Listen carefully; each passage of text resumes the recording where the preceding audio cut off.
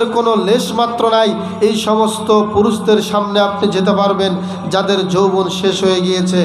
এরপরে আল্লাহ পাক আরো বলেছেন, আবিত্তিফলিল্লাযীনা লাম ইয়াযহারু আলা আওরাতিন নিসা, ওই সমস্ত ছোট বাচ্চাদের সামনে আপনারা দেখা করতে পারবেন যেই সমস্ত ছোট বাচ্চারা তারা একেবারেই মহিলাদের সম্পর্কে, মহিলাদের গোপনাঙ্গ সম্পর্কে তাদের কোনো ধারণা নাই, যাদের কোনো যৌবনের চাহিদা নাই, এমন শিশু বাচ্চাদের সামনে আপনারা পর্দা করতে পারবেন না, বা তাদের সামনে আপনাদেরকে পর্দা করতে হবে না।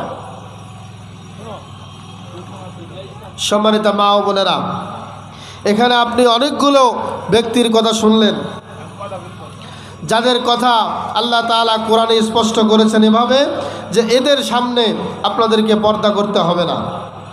এখন কথা হলো, এই লোকগুলো ব্যতীত, এই লোকগুলো ছাড়া যে পুরুষ যত বড় মাওলানাই হোক না কেন, যত বড় বুজুর্গই হোক না কেন, যত বড়ই পীর হোক না কেন, যত বড়ই মুহাদ্দিস হোক না কেন, লোকটা যদি পুরুষ হয় আর এই লোকগুলোর মাঝে না পড়ে, তাহলে অবশ্যই আপনাকে এই পুরুষগুলোর সামনে পর্দা করতে হবে। আর এই লোকগুলো ব্যতীত যারাই আপনার সামনে আসবে, তারাই আপনার সামনে আসা মাত্রই আপনি যদি তাদের সাথে পর্দা না করেন, তাহলে আপনি গুনাহগার হবেন।